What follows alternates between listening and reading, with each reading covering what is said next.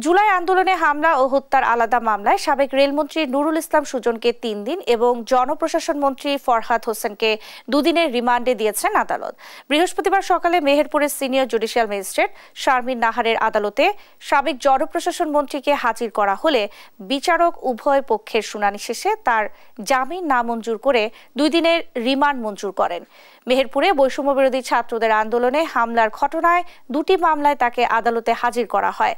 এছাড়া পঞ্চগড়ে বৈষম্যবিরোধী ছাত্র আন্দোলনে আলামিন নামক এক রিকশা চালককে হত্যার পর লাশ গুমের অভিযোগে করা মামলায় সাবেক রেলমন্ত্রী নুরুল ইসলাম সুজনের ৩ দিনের রিমান্ড মঞ্জুর করেছে আদালত।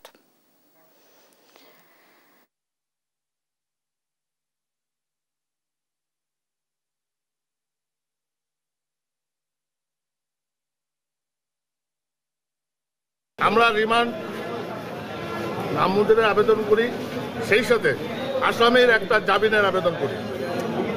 এই রিমান্ড শুনানিকাল আমরা বলেছিলাম, যেহেতু বর্তমানে প্রযুক্তির যুগ, যদি অ্যাডভোকেট নুরুল ইসলাম সুজন মোবাইলে নির্দেশ দিয়ে থাকে তবে অবশ্যই তার মোবাইলের কল লিস্টটা বাহির করলেই বোঝা যাবে প্রকৃতপক্ষে ওই সময় ওই দিন উনি কোনো হুকুম দিয়েছেন কিনা।